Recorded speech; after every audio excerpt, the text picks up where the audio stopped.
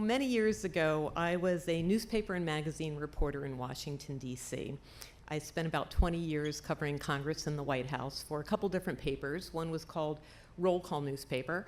Another was Congressional Quarterly Magazine. And I actually worked for several years with the New York Post newspaper in their D.C. bureau.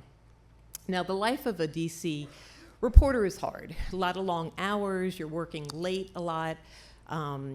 Working on the weekends, if news happens, you have to be there to cover it. But it was also a lot of fun and very exciting. I would regularly go to the White House press briefings.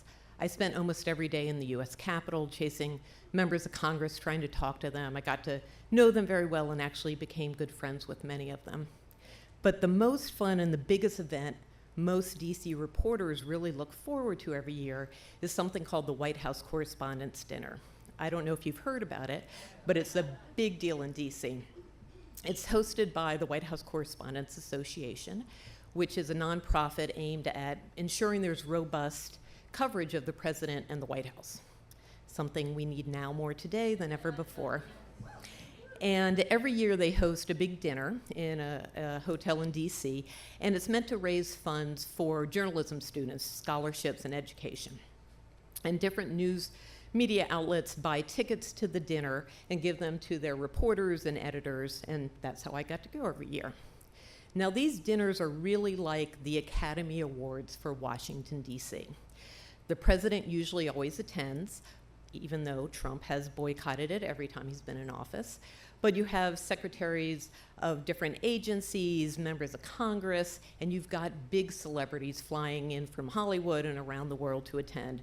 George Clooney, Scarlett Johansson, Kim Kardashian. These are the type of people that would attend. Now, the evening usually begins around 5 o'clock, and before the dinner begins, different media outlets rent out suites in the hotel where the dinner is happening and have pre-dinner receptions and parties. And at these receptions, there's endless cocktails and spreads of food and all the shrimp cocktail you can eat, and a lot of open bars. And people are drinking a lot. And then after the receptions end, they usually start about an hour before the dinner. Then everybody with a ticket goes into the grand ballroom for the formal dinner. And there, you're drinking some more. You're eating more food, and the waiters are coming and filling your wine glass every 5 minutes. So if you didn't get drunk at the receptions, you're going to end up getting drunk at the dinner. Now, if you ever find yourself in DC during one of these events, I have some advice for you. You don't need a ticket to go to these pre-dinner parties. All you need is a fancy gown, a tux, and the right kind of attitude that says you belong there. And you can just walk into the hotel, and you can go to these receptions and eat and drink everything and watch all the celebrities. When I was a reporter on the Hill, I would actually invite my friends who weren't reporters to come to these receptions beforehand, and we'd eat and we'd drink together, and then I'd go in with my ticket to the dinner, and they'd go somewhere else. And then once I left journalism and started working for an environmental nonprofit, I would still go with my friends to these receptions, and we would make the most out of these open bars. Now, as much fun as these receptions and the dinner were, the big event of the evening was the after party. After the dinner ended, Vanity Fair magazine would hold a very exclusive after party. It would be at an embassy building about 3 blocks away from the hotel where the dinner was.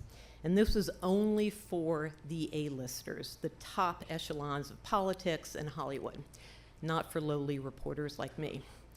But having drank steadily through the whole evening, I would have enough courage in my body to say, I'm going to try to get into this after party. So the first time I went, I follow the crowd after the dinner, and I go to the embassy where the dinner is, and there's a huge long line of people all dressed up trying to get in. And at the front of the line, there's a guy with a clipboard checking everybody's name to see if you're on the list. Well, I knew I wasn't on the list, but I'm like, I'm going to give this a try, see what happens.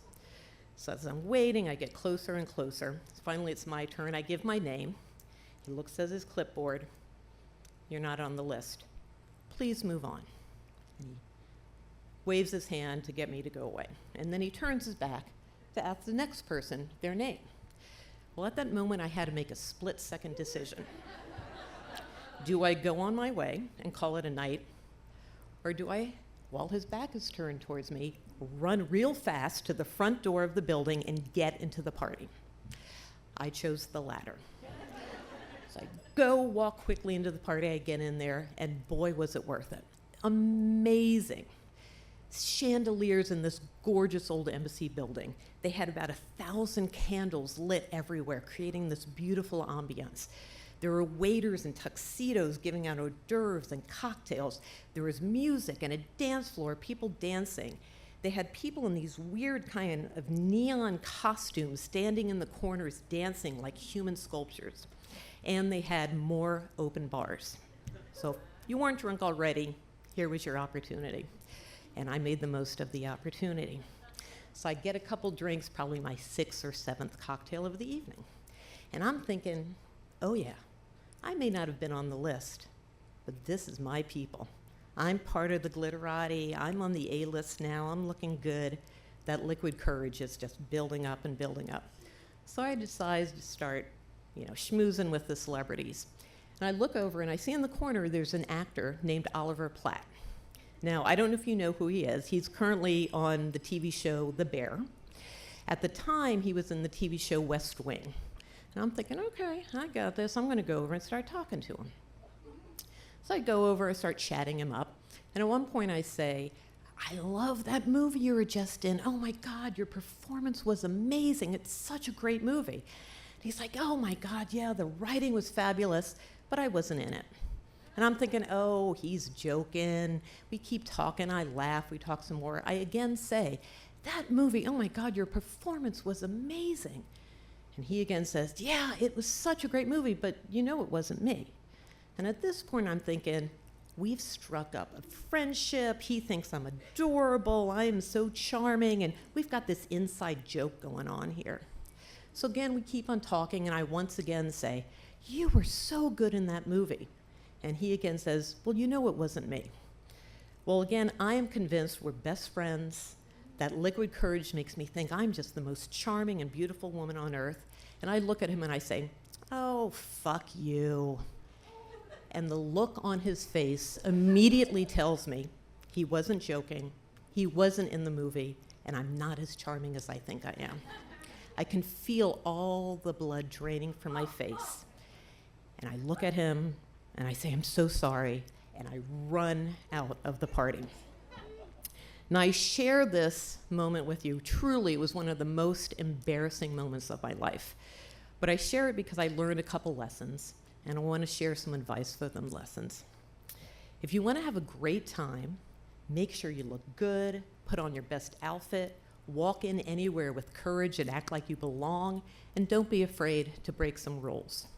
But if you want to avoid a bad time, don't go to the open bar, because it doesn't make you cute, it doesn't make you charming, and it doesn't make you anybody's best friend. Thank you.